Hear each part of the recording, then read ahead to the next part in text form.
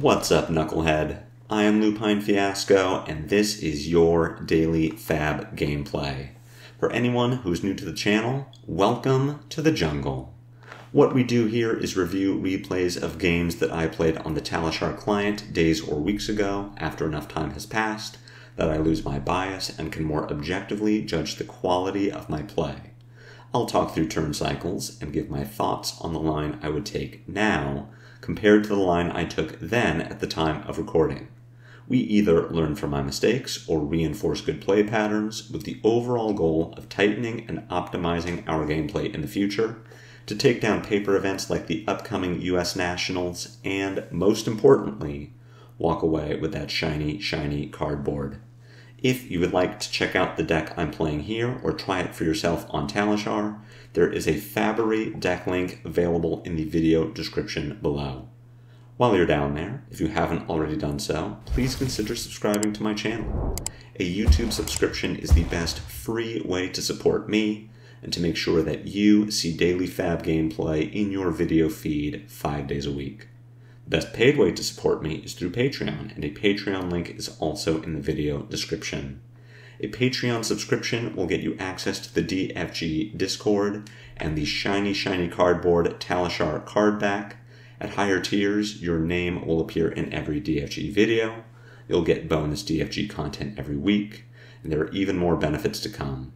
Daily FaB gameplay will always be free 5 days a week, so for those who can afford to patronize me, I truly appreciate it. Now, let's talk about our sideboard and about our game plan. Got another Prism game here for you. This is, I think, the last one I'm going to post where I'm really trying to hammer why I don't like Gambler's Gloves. I am using it here. This is an older version of the list. This week will also be the last pre-Savage Sash week. That said, between Teklevasen and our next game, which is Kasai, those two heroes I think we do still play Tunic against. I am not yet, or maybe ever, in the camp of Sash for everyone, cut Tunic entirely. I think in our grindier matchups, Tunic is worth more. I would be using it against Prism.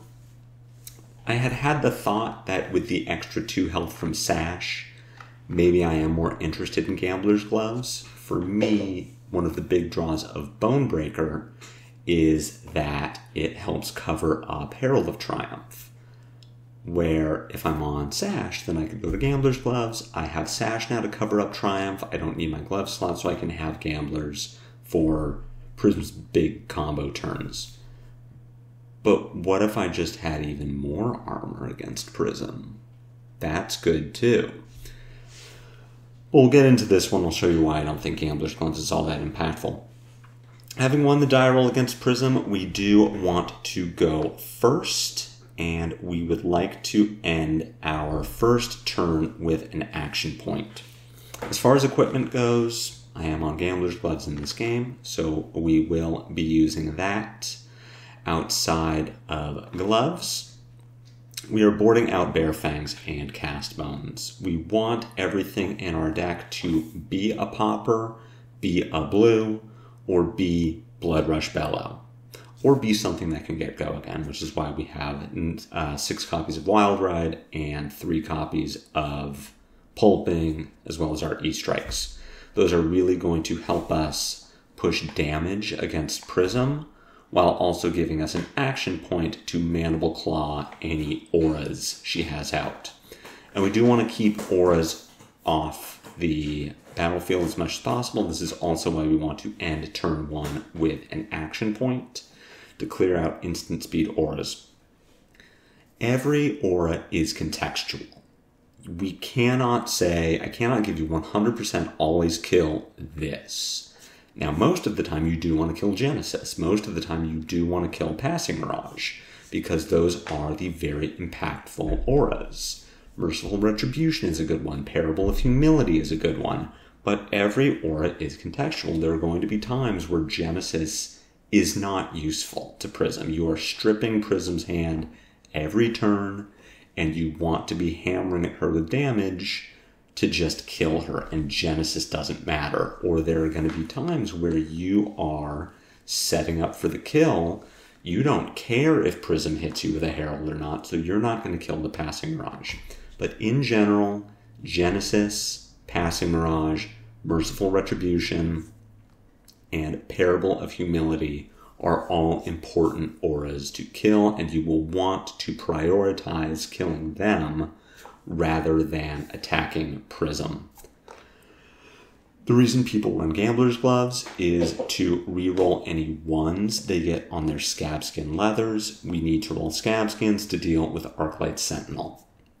This is Prism's not main win condition against Kayo. It is very hard for Prism to ALS loop a Kayo, but it is her way to try and high roll us if Prism gets very good draws with a Halo of Illumination that leads to multiple Tomes of Divinity, and she can set up a board that looks like Soraya, Archangel of Erudition, plus Genesis, plus Arclight Sentinel. That's really hard for KO to deal with just one action point. So that's why people run Gambler's Gloves. But as you'll see, I don't think we need it. I think we can just play very patiently against Prism and win a game based on that. Notable threats from Prism, really just the auras and Herald of Erudition. Everything else that Prism is going to do is not something we can interact with. We can't interact with Halo of Illumination. We can't interact with Tome of Divinity.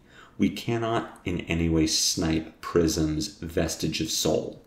We are just reacting to what she is doing, but with our high density of poppers and good armor block, we are reacting very well.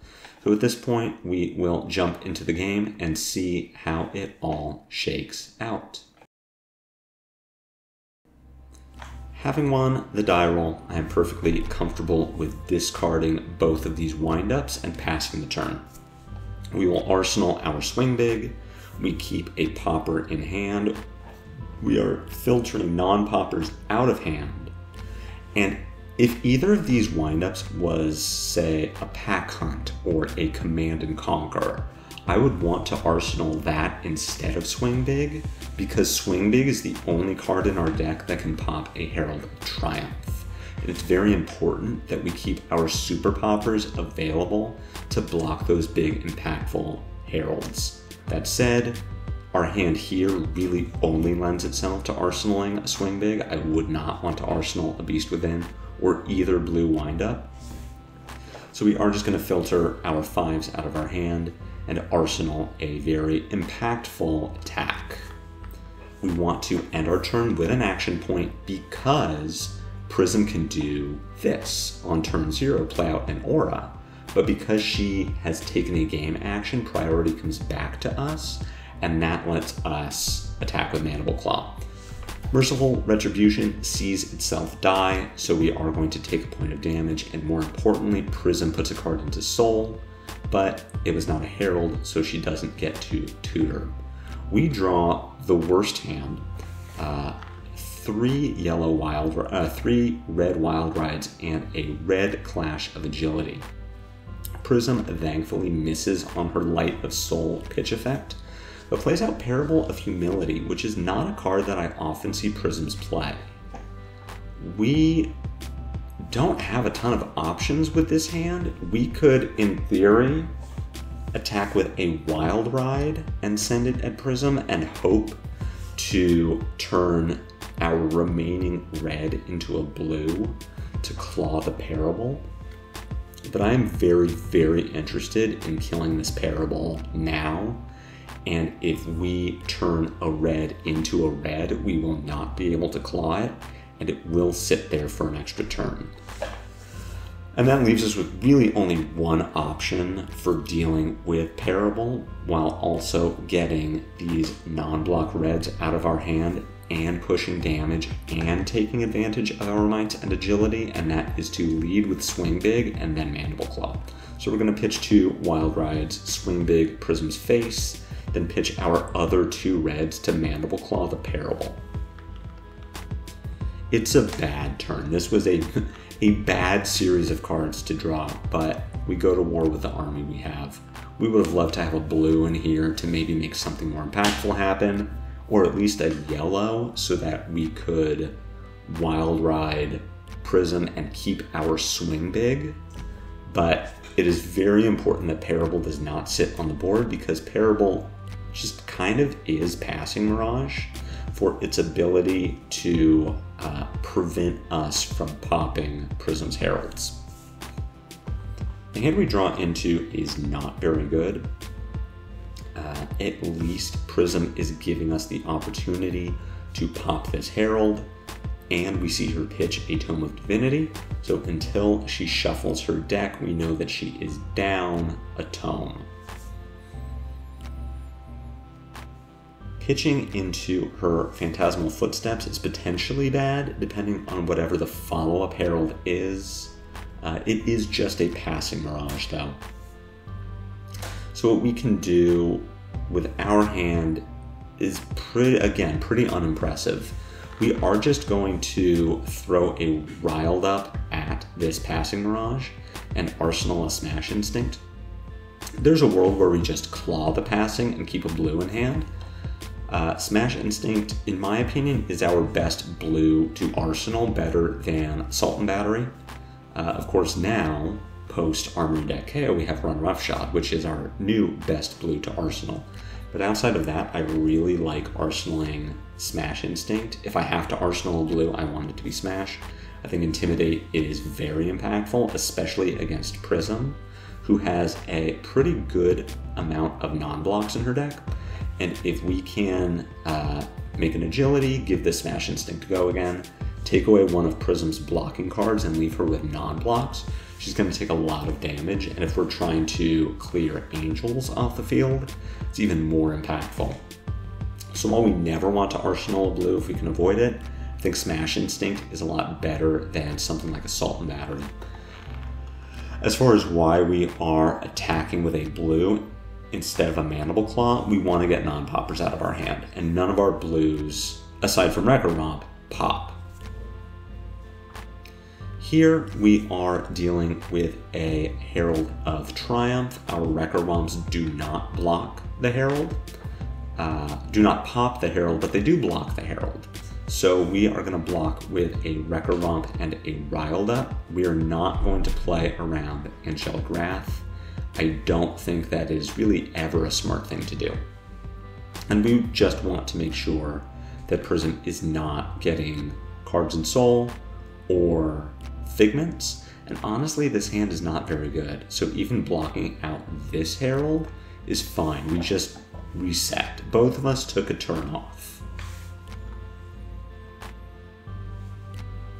We are going to pass to Prism. She does draw into the Genesis. That, of course, we can't pressure her off of being able to play. Thankfully, she will only have one card in hand and one card in arsenal. So she will make her Spectral Shield if she draws into, you know, a blue and has a tome in arsenal. She could potentially have an impactful turn. Our hand is pretty tragic. Honestly, the two Blood Rushes here don't play well with each other. We'd have to pitch a Blood Rush to play a Blood Rush. We have a blue in arsenal. We don't have Agility. So we're really living on a wing and a prayer as far as having a good Blood Rush turn. So let's instead play a little setup. We can Mandible Claw Prism and discard a Mighty Windup to give it go again. Then pitch our second Mighty Windup to throw Smash Instinct at Genesis. And if we could, we'd love to switch that order. We'd love to Smash Instinct Prism, then Mandible Claw the Genesis, push a little more damage, but that isn't the way the game works, unfortunately. Between Mandible Claw and Smash Instinct, Mandible Claw is the only one of the two that we can give go again. And it is very important that we get Genesis off the board, because Prism is still at 23 life. She doesn't need to block any of this. She can go to 15, 16 even with a Spectral Shield, if it means keeping a 5-card Genesis hand. So So we are just going to get Genesis off the board. We are going to arsenal this Blood Rush Bellow. We have 2 mites. We have our Tunic up. We potentially get a very good turn. So here we have Herald of Triumph attacking for 5. We don't have a way to pop this. We do not want Prism to tutor out her first Figment. We could block with Pack Call and Scabskin Leathers. We could block with E-Strike and Scabskins, or we could block with a 3-block and Flesh Bag. If we block with Flesh Bag, we are taking a card out of Prism's hand, which will effectively prevent her from having the rest of a turn.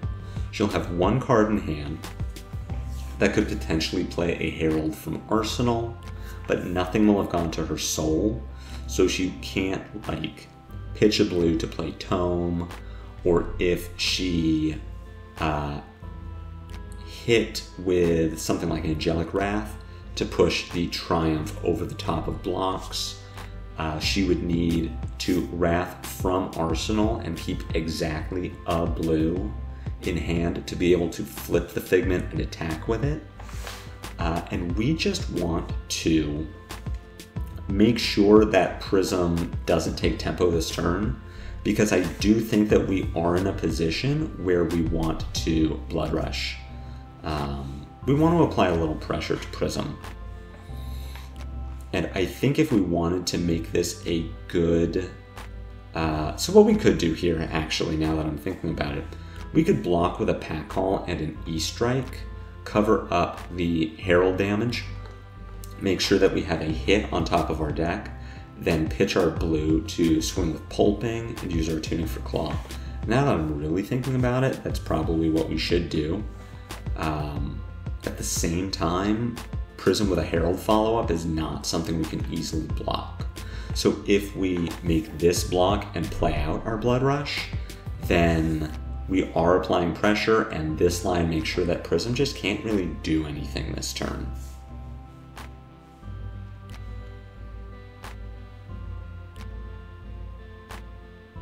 And in fact, we get rewarded as Prism just ends her turn. She takes a huge intellect penalty, only draws into 2 cards. We do play our Blood Rush and luck out in that we keep the Pulping. Leading with a Pulping here, I like, as opposed to playing out the Mandible Claw. We draw a red, keep a red, so we will be able to follow up the Pulping with a Pack Hunt, which is just pushing damage, potentially putting Prism down to 3, putting her very much in kill range. We are at a healthy 39. If you watched my Prism video from last week, you know it is entirely possible to lose a game with your opponent at 3 life when you are above 30. But we are going to hope that we learned from that experience and, in fact, not lose this game. So 5-card Prism does make the Halo play. We can assume that that was going to happen when she took 18 damage without blocking. Pitching a Figment of Triumph is, you know, fine. Not that we think she would have tutored out Triumph anyway. She is going for the Erudition. We see that she did have the Tome of Divinity in Arsenal, so feeling very good about not letting any of those earlier Heralds hit. But Prism's got a big turn cooking. Vestige is on. She has 2 cards in Soul. She's going to be able to draw 2 off of Soraya. She hasn't played a Herald yet, so if she can follow Soraya with a Herald, that Herald will have go again. Really, this turn has the potential to hurt quite a bit. Our hand blocks very well, and we have 2 poppers in it, so depending on what Prism does, we can deal with this. But it could hurt a lot. She has 6 cards in hand and a bunch of go again.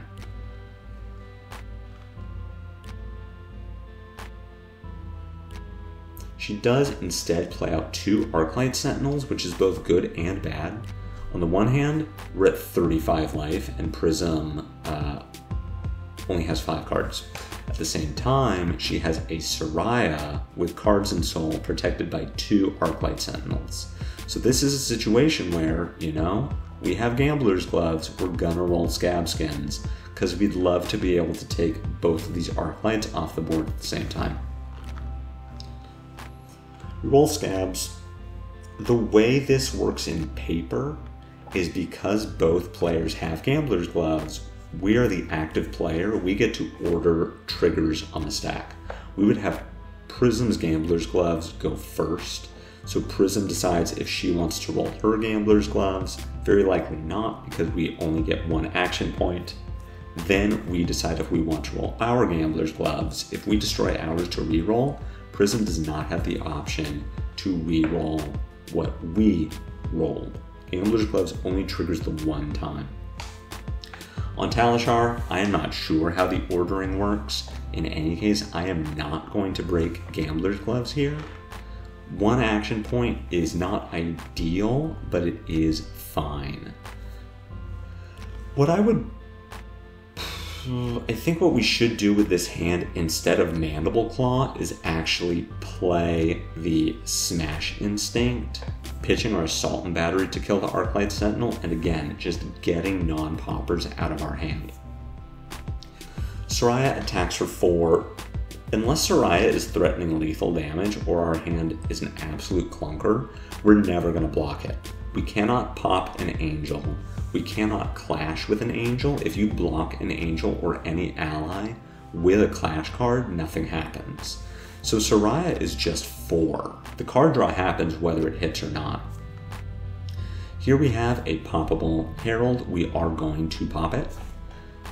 Let Prism decide if she wants to Footsteps, see if there is a follow-up to this Herald. Whatever she follows up with will not have go again. So here we have Herald of Erudition. We do have our Send Packing available to pop. I would like to block this Erudition with Send Packing and Scabskin Leathers to play around a potential Celestial Reprimand to turn Send Packing into not a popper. I take the greedy play and just block with Send Packing. This is fine too. Prism Angelic Wrathing just to get it out of Arsenal. But of course Phantasm is still triggered, so the Erudition doesn't connect. We have a really easy turn. Mandible Claw, the Arclight Sentinel, discard Agile Lineup to make Might Agility. We don't need to roll Scabskins because Prism doesn't have cards in Soul. She does now with the Genesis, so she will be able to attack with Soraya and draw 2 cards. But without that Genesis, Soraya can attack, but she can't draw. And that is the threat. That's why you roll Scabs, to kill Soraya behind an Arclight Sentinel. But if Prism can't draw, then you don't care. In this case, Prism does have the Genesis, so she will be able to fuel the Soraya. But this is also the last time that Soraya is going to be able to draw cards, unless Prism has another Arclight Sentinel. Let the Soraya connect. Again, we don't need to block it. We do have a Swing Big available for Herald of Triumph. Prism plays her second Tome of Divinity. We'll see what she can make happen with this. She does find the Herald of Triumph, but we have our Swing Big as a Super Popper, so we can not only prevent the Herald from hitting, we take a resource away from Prism if she wants her action point, and see what she can do with the other 2 cards in her hand.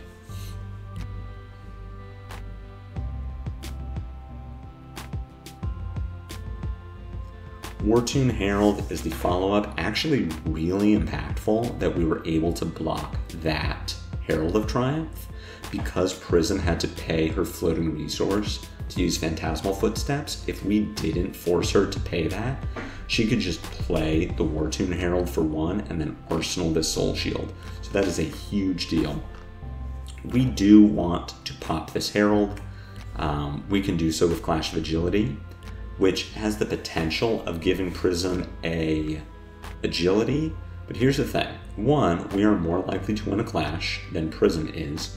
2, Prism already has go again on all of her Heralds and Angels if she pitches a yellow because of her Luminars. And 3, Prism is at 3 life, and we are going to be able to finally start attacking her directly. She can't use an agility because she needs to block to not die. So I block with the agile windup, and I have to think that I am worried about giving Prism an agility, but Prism having agility doesn't matter. And what we do by giving up our yellow to keep a red is now we need to use our tunic in order to claw as a follow-up to this pack hunt, when if we had kept our yellow, we could just claw and keep our tunic. Maybe my thought was this is turn 9 and I haven't used a tunic yet and I'd like to, but this really is just an unnecessary play. The Prism declares no blocks, gives her Spectral Shield and Angel to prevent 5, goes down to 1.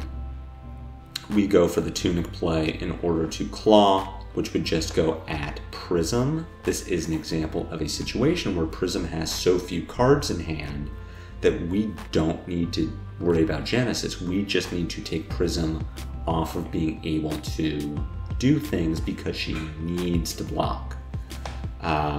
Without knowing what her card in Banish was, we see that she had a Figment that very likely would have pitched for Herald of Erudition. We could have blocked that either with a Pauper or even just a 3-block and Scabskin Leathers. But we were in an incredibly strong position. The reason I like this game is we saw the Prism high roll and we saw that we didn't need our Gambler's Gloves. We could have just rolled the Scabs even without gloves, keep our 3, but at the same time we didn't even need the extra action point. Now, double Arclight Sentinel is a lot less impactful than something like Arclight Sentinel Genesis, but even then, Prism gets another big turn, and we still just patient play, keep chipping away, pop the Heralds, block the Heralds, and what happens if we have 3 more armor? We can start blocking the big Heralds, and that isn't something we can do with Gambler's Gloves. So I do think that a lot of KOs playing very aggressively into Prism are overvaluing the need for Scabskin Leathers. You are going to get high rolled without your Gambler's Gloves. You are going to get screwed over by your opposing Prism's Gambler's Gloves, making you reroll into 1s or being unable to reroll your own 1s. But at the same time, I just don't think that rolling is very necessary, even into Prism. You know, 1 or 2 games out of 20, you are going to get rolled in such a way that you wish you had been able to reroll, or you will be forced to roll your Scabs. But the vast majority of the time, I don't roll against Prism, and I win in very overwhelming fashion. I hope you enjoyed this game. I hope you learned something. If so, be sure to take that like button to Pound Town. My comments are always open for any questions or feedback. Again, if you haven't already done so, please consider a YouTube subscription. It's free, it helps me out, but no matter what you do, catch me back here tomorrow for more daily FaB gameplay. And until then, take care.